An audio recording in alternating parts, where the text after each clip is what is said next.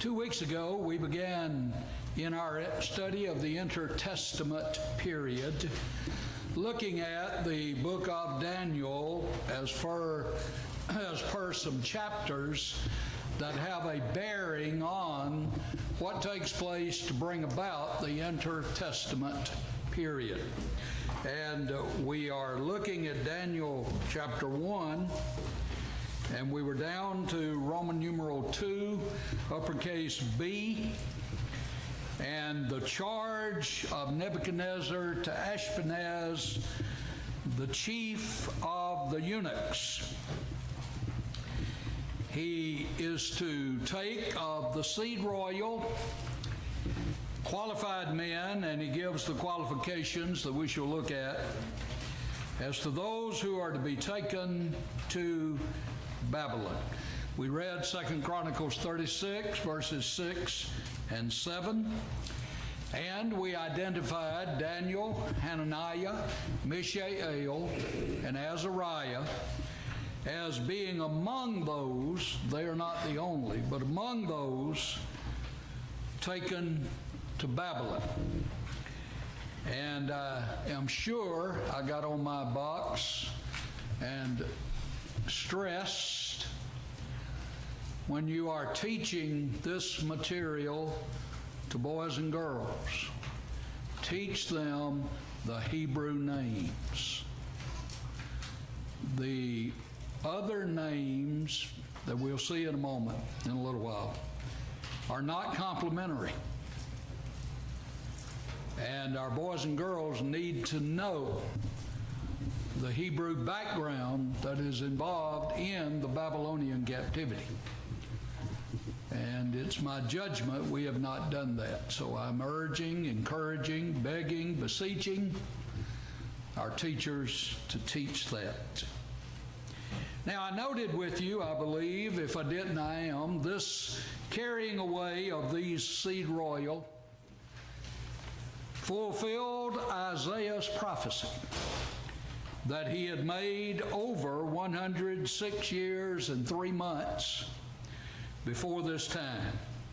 So to start us as to where we finished, I believe, turn to 2 Kings chapter 20. 2 Kings chapter 20.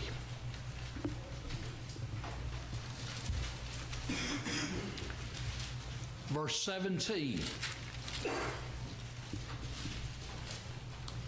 Behold, the days are coming when all, this is to Hezekiah, Isaiah speaking to Hezekiah, when all that is in your house and what your fathers have accumulated until this day shall be carried to Babylon. Nothing shall be left, says Jehovah. Hezekiah had bragged about everything he had. He'd shown these envoys from Babylon everything in his house. And Jehovah said, they're going to come and take it all away. And they shall take away some of your sons who will descend from you. Some of your sons.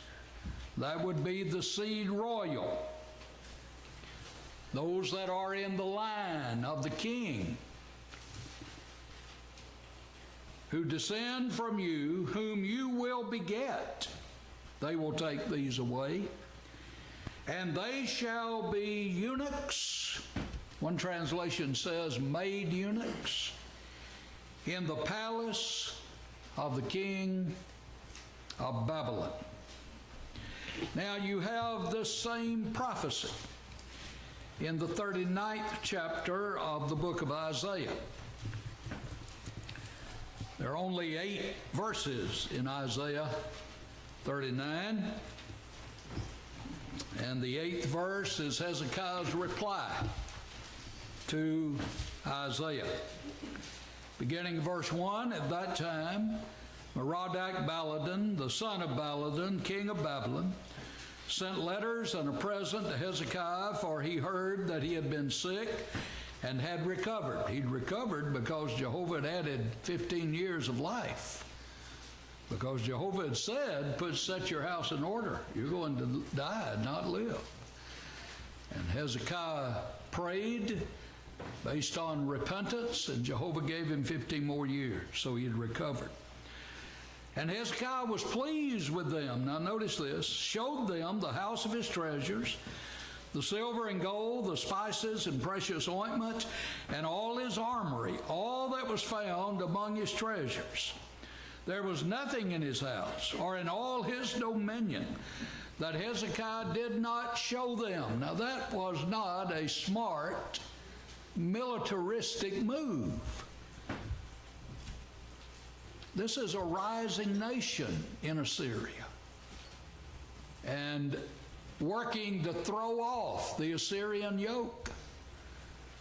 So Hezekiah says, here's everything we have. Then Isaiah the prophet went to King Hezekiah. Now he would have gone by authority, by being sent by Jehovah, and said to him, what did these men say, and from where did they come to you? So Hezekiah said, they came to me from a far country, from Babylon. And he said, what have they seen in your house? So Hezekiah answered, they have seen all that is in my house. There's nothing among my treasures that I've not shown them. Then Isaiah said to Hezekiah, hear the word of Jehovah of hosts. Now that's that formula that the prophets used to show their authority. I'm speaking by the word of Jehovah. This is Jehovah's word, not mine. An authoritative pronouncement. Behold, the days are coming when all that is in your house, now that's what he had shown them, and what your fathers have accumulated, so we're paralleling here, 2 Kings 20, until this day shall be carried to Babylon, nothing shall be left, says Jehovah. And they shall take away of your sons who will descend from you, whom you will beget, and they shall be eunuchs in the palace of the king of Babylon. About 106 years and 3 months later, this prophecy will come to pass. Hezekiah had just been granted 15 more years to live. So we count 15 years for Hezekiah. He will be followed by Manasseh for 55 years. If you have your list of the kings of Judah, you'll have this. By Ammon for 2 years. Josiah for 31 years. Jehoahaz for 3 months. And Jehoiakim for 11 years. And we are in the 3rd year of Jehoiakim. If you go to Daniel chapter 1, verse 2, Jehovah gave Jehoiakim, king of Judah, into his hand with some of the articles of the house of Elohim, which he carried into the land of Shinar to the house of his God, his Elohim. And he brought the articles into the treasure house of his God. But in verse 1, in the 3rd year of the reign of Jehoiakim. So you add all that up and you'll come out somewhere in the neighborhood of 106 years and 3 months later that this prophecy will be fulfilled. Now that's what we call foretelling. That here's a prophecy about something coming in the future. And that which was coming in the future is the Babylonian captivity. Now that's going to figure big into what brings us into later the intertestament period. Babylon plays a major role in setting the stage for all of that. Now, when we get to verse 4, anybody want this? If not, I'll blank it. When we get to verse 4 of Daniel chapter 1, we see the personal characteristics required of those whom Ashpenaz was to bring to Babylon. What characteristics did they have? Verse 4, young men, in whom there was no blemish, but, contrast. The New King James here says, good looking, you may have well favored, something like that. Good looking young men, gifted in all wisdom, possessing knowledge, and quick to understand, who had ability to serve in the king's palace, and whom they might teach the language and writing or book, literally, the language and the literature of the Chaldeans. Now, these characteristics are those that can be boiled down to three descriptives, which I've given you in your notes. Number one, they were attractive. Now that will remind you of 2 Samuel 14:25. I know that immediately when I was reading that, one of you or more of you said, that reminds me of 2 Samuel 14:25. But just in case you didn't say that, let's look at it. And in 2 Samuel 14:25, now in all Israel there was no one who was praised as much as Absalom, David's son, for his good looks. From the sole of his foot to the crown of his head, there was no blemish in him. A perfect specimen of manhood. Now you can see why he was so attractive to the people when he claimed that he would do a lot better than his daddy did in hearing their court cases, and why they would be drawn to him when he took the kingdom away. So these young men are attractive young men. They would call attention to themselves by the way they looked. Number two, they were astute young men. Three characteristics of them. Number one, they are skillful. They have insight. They have comprehension. In all shrewdness or all wisdom of the magicians and the prophets. This word, kakmal, is used of the shrewdness and the wisdom of magicians and prophets.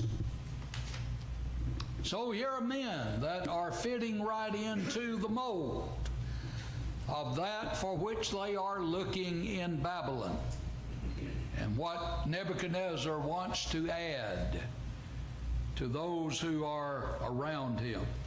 So they are skillful young men in all wisdom. They are endued, they have the knowledge and practical affairs, with discernment, understanding, wisdom, with knowledge. Endued with knowledge. These are bright young men. They would make top score on the ACT. They would get a full ride in college.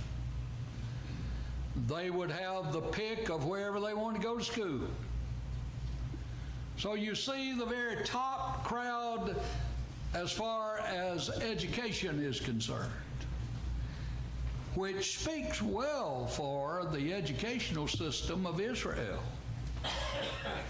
and particularly Judah. These young men came out, in our vernacular, came out of a good high school. They were taught well. they're ready to matriculate into the special studies, whatever they might choose. And they were young men who were understanding science. Science means knowledge. Keen perception and ability to weigh knowledge and to balance it. So they would never be the kind of people who are described as knowledge going to their head. They would never be haughty and arrogant because they're smart, they're well educated, they're able to function at a high level academically.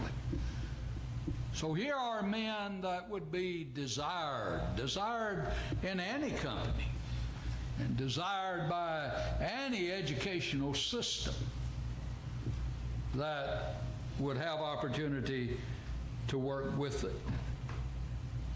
Now, they are going to be enrolled in a course of study, verse 4. The text says these are to be young men who can be taught. So you know they're not arrogant. Some people with a high IQ can't be taught anything. They think they already know everything. Not these men. So they're impressive. He is to teach them the learning, literally the writing, and the tongue. And here, tongue is language. New King James, language. I believe the King James American Standard says tongue. Teach them the tongue. The tongue is a language. If you learn this in the Old Testament, Acts chapter 2 won't give you any difficulty. You'll know that's a language under consideration. Of the Chaldeans. Now, if you mark in your notes, number 3, the Chaldeans were a class of people, a learned class, skilled in interpretations.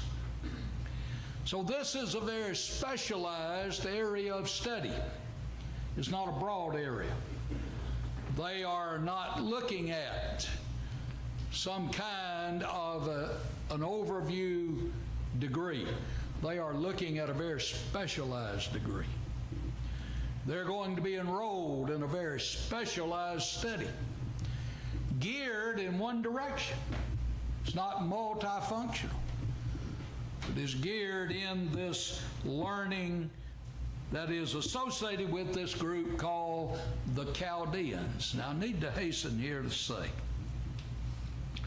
sometimes Chaldea will refer to Babylon or the area of Mesopotamia.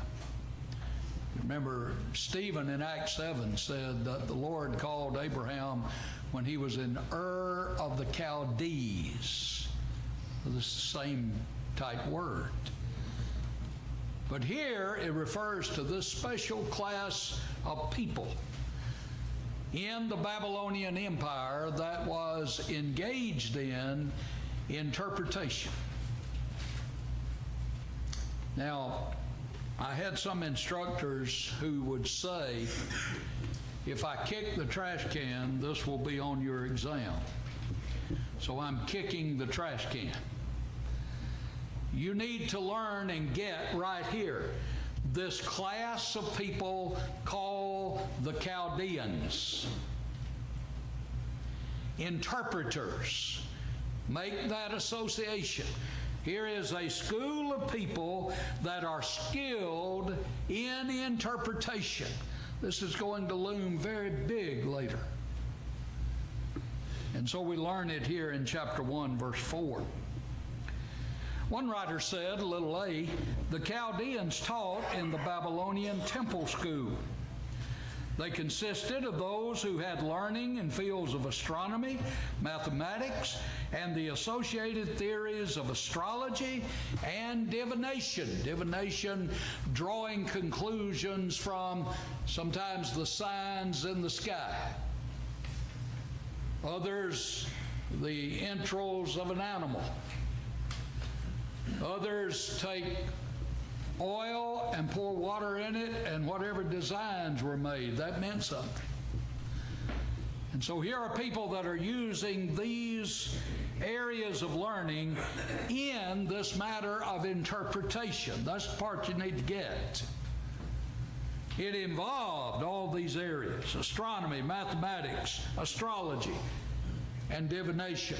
But all those areas were geared into, they were funneled into interpretation. Am I saying that enough to let it be emphasized? They are working in interpretation. Another writer said the Chaldeans may refer to a special class of wise men. Notice that. Wise men. Now, from Judah, Babylon is to the east. All right, put together here. Wise men from the east. Chaldeans. Special class of wise men in relation to Judah from the east. One writer said the Chaldean at length lost their nationality and merged into the caste or class of learned men or astrologers, into which a man might be admitted, not merely by being a Chaldee, by acquiring the language and learning of the Kassadim. All astrologers were, in the process of time, called Chaldeans. So when we deal with the interpretation, we're going to be looking at astrology. There are some people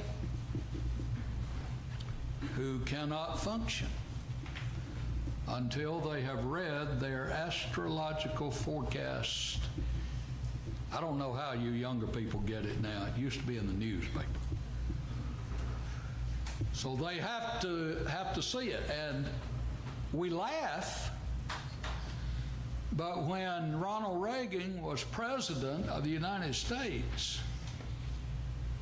Nancy was big into the astrological charts, and she had input into his thinking and into some governmental decisions.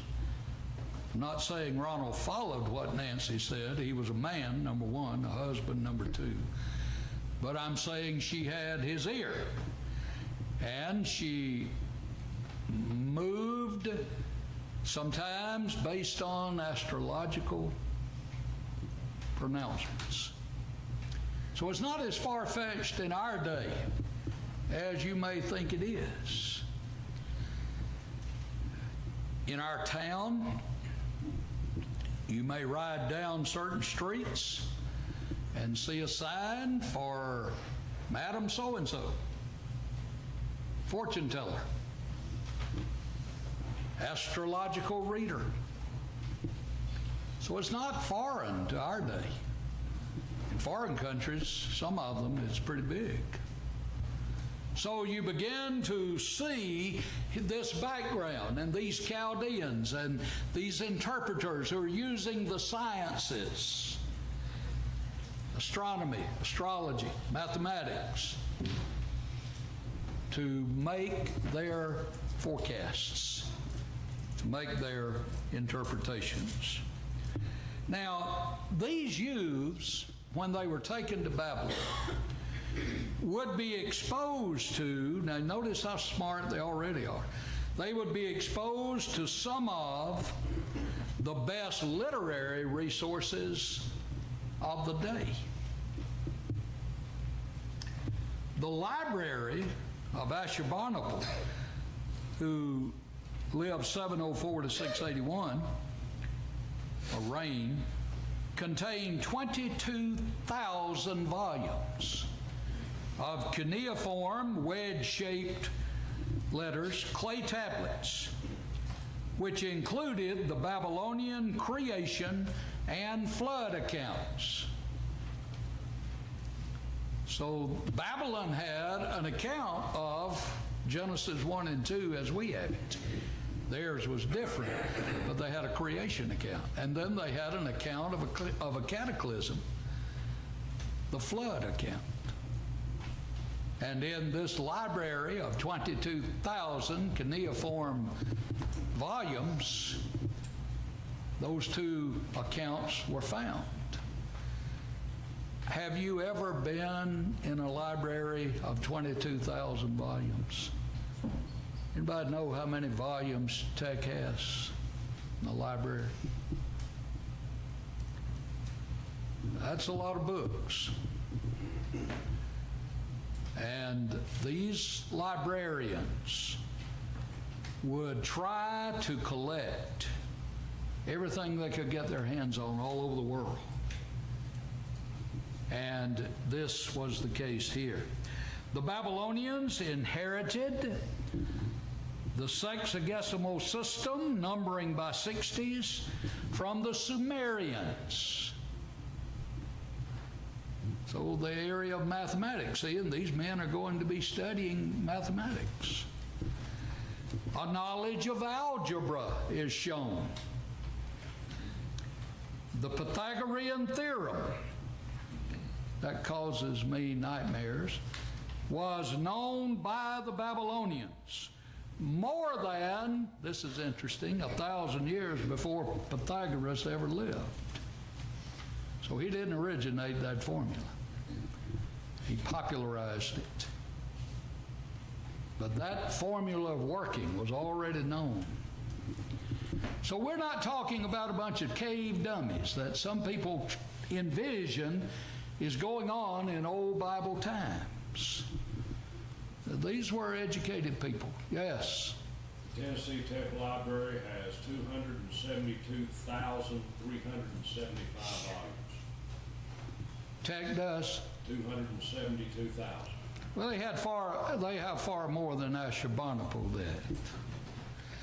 So what Ashurbanipal had would probably fit into a study room or two, maybe. But at that time, that was a voluminous library. Now that we know that trivia, we'll see if we can find a use for it somewhere.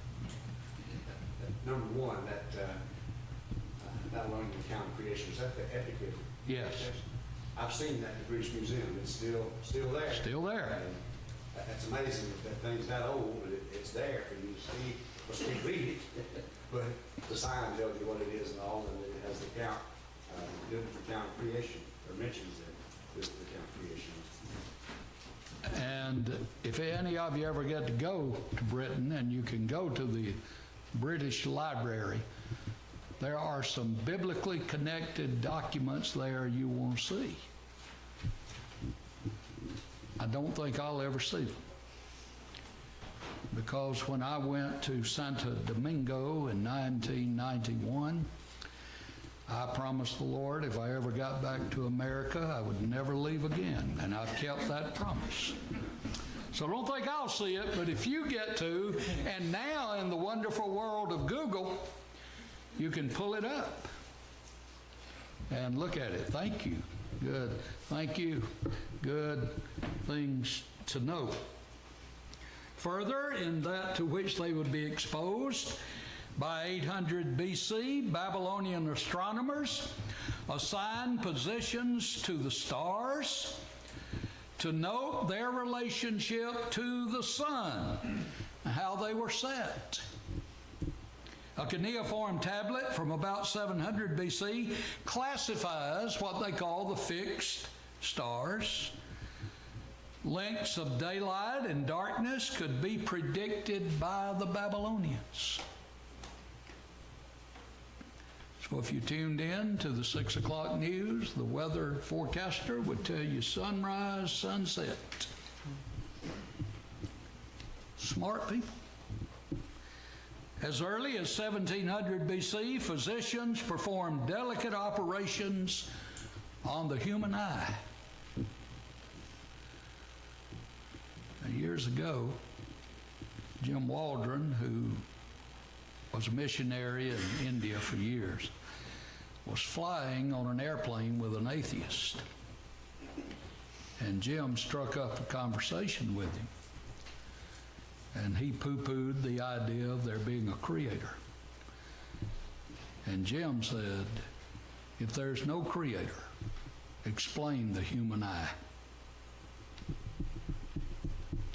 And some of you may remember when we studied creation and one of our VBSs, I borrowed the model of the eye from my eye doctor and brought it. We displayed it, and children and adults could watch it and look at it and examine it. Delicate. Now you think about doing delicate surgery in these days. Taxonomy in plant, animal, and mineral kingdoms was practiced. Chemistry and metallurgy were everyday sciences in Daniel's day. I know from that to which they were exposed and their background in learning that had I been alive, I would not have been one of the seed royal taken to Babylon. But these young men are brilliant young men. And I'm telling you all this to show you what they already had when they were carried to Babylon and that to which they were exposed when they got there. So when they're enrolled in school, the school of the Chaldeans, that was not a light thing. And they were going to be taught in a very specialized way. Verse 5, if you have comments, questions, Ron and Don will answer them for you. I've told you more than I know. In verse 5, the text says, and the king appointed for them a daily provision of the king's delicacies. The American Standard, King James, I believe, says dainties. And of the wine which he drank. Now notice that. This is not just cafeteria food. And 3 years of training for them, so that the end they might stand before the king. They are going to eat the same diet the king eats. So we're not talking about the servant's diet. We're talking about the best as far as the king is concerned. So they're going to be given the very best, and they're going to drink the very wine out of the same supply from which the king drinks. Now, here's what I want you to note in number 1 under C. This would be a change of diet for the Hebrews. There are a number of changes that chapter 1 introduces us to concerning coming from Hebrew culture to Babylonian culture. And one of them is diet. If you are familiar with Exodus, Leviticus, you are familiar with the Hebrew diet under the law of Moses. And there were a number of things that were considered unclean animals, which they would not and could not eat and remain faithful to God. That was not the case with the Babylonians. And their dietary fare would not conform to that of the law of Moses. So they would try to change their diet. They were given this daily nourishment. That word that is used, godal, there means that which would cause one to grow. So this is high nutritional value. that which would cause one to grow, and they're given this daily nourishment, for 3 years. They're going to be in school for 3 years. We might liken that to maybe a specialized study beyond the bachelor's, maybe even beyond the master's. And this is the period in which they are to learn all of these things associated with the Chaldeans. Now, you see why they got very bright young men to enroll in school. They're going to be exposed to a great amount of learning in a short period of time, basically. If you work hard in some schools, you can get a law degree in 3 years. But you'll have to work hard and give your time to it. So here's 3 years.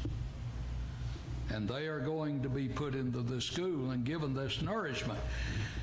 And notice at the end of the 3 years, they were expected to be properly nourished and properly educated. So they were going to be tested. They were going to be watched. They were going to be seen all along. And at the end of the 3 years, they had to be able to stand as members of these Chaldeans before the king.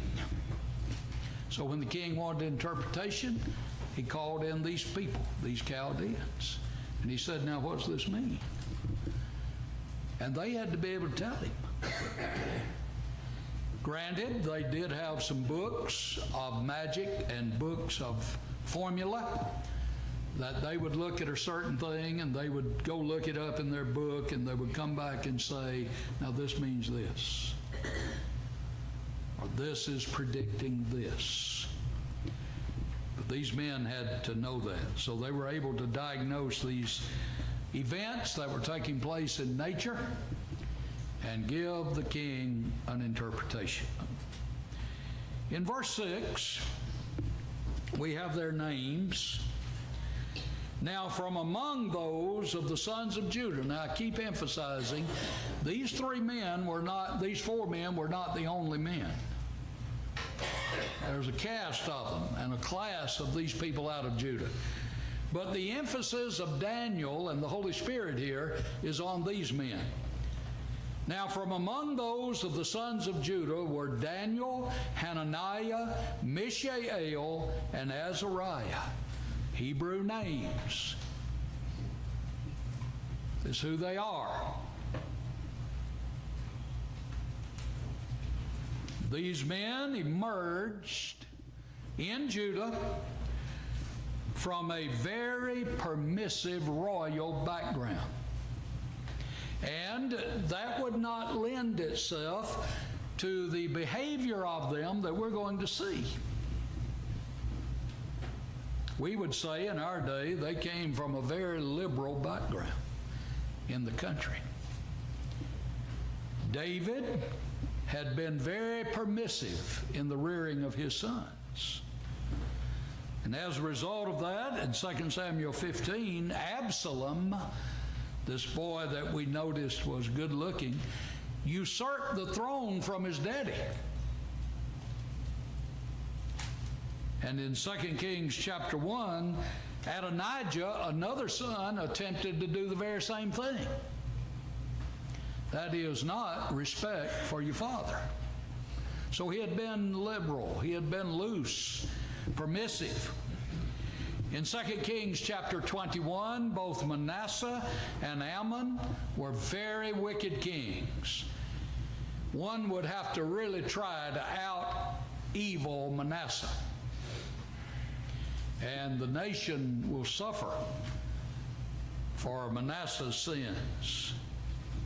In 2 Kings chapters 23 to 25, Jehoiakim,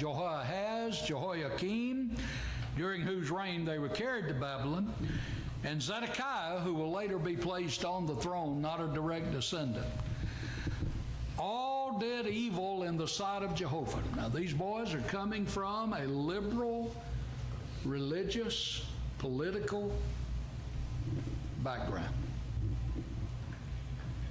but you're going to be impressed with where these young men stand.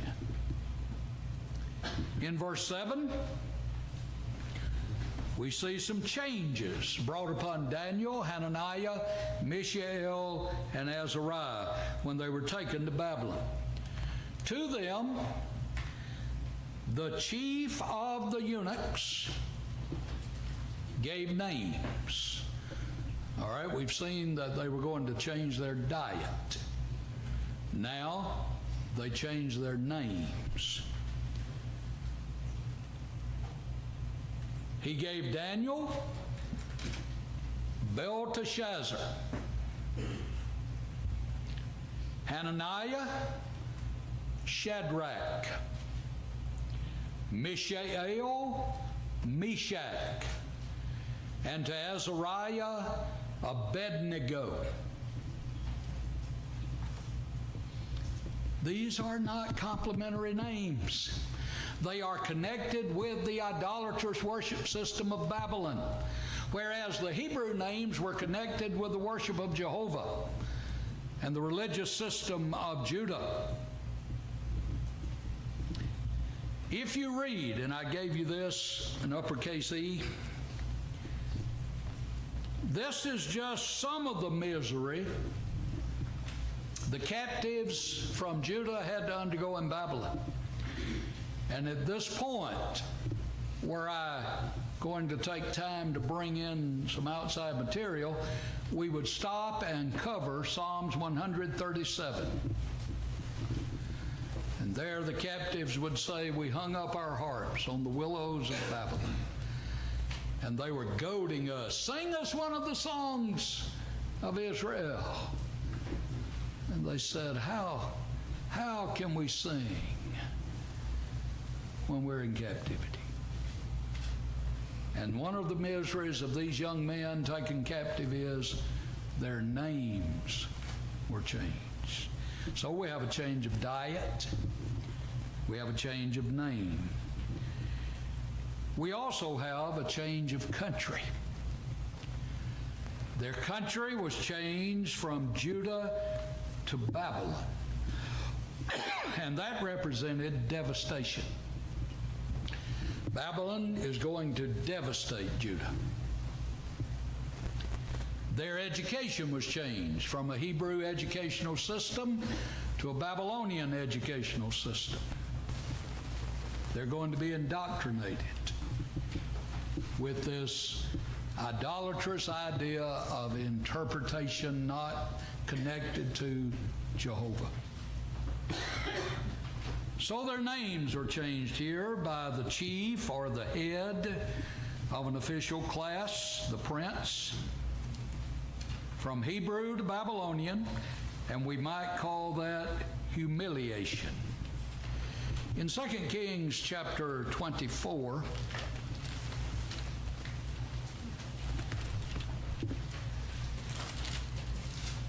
and verse 17,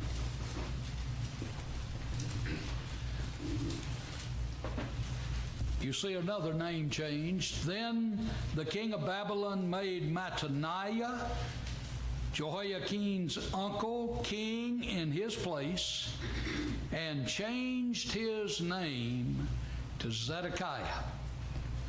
So name changing went along with this conquest. Not only for the seed royal in Babylon, but for the petty kings they put on the throne that were subject to Babylon. Daniel means God is my judge. You see the ale on the end, the mighty God is my judge. Was changed to Belteshazzar, Balatsu you sir, probably, which means protect his life. The treasure of Baal, or the depository of the secrets or treasure of Baal, one of their gods, B-E-L. Hananiah means Yahweh is gracious. Was changed to Shadrach, perhaps the command of Aku, the Babylonian moon god. Mishael, who means who is what God is, was changed to Meshach, who is what Aku is, he who belongs to the goddess Shishak. And Azariah means Yahweh has helped, was changed to Abednego, servant of Nego. And Nego was one of their divinities by which they meant either the sun or the morning star, whether Jupiter or Venus. As we mentioned, their diet was changed from a Mosaic covenant regulated diet to a Babylonian diet, and their language was changed from Hebrew to Chaldean. So some of the changes that these young men underwent when they went into Babylon. Now that background prepares us for the rest of the chapter. Thank you for joining us. We look forward, Lord willing, to next Wednesday night when we continue our study.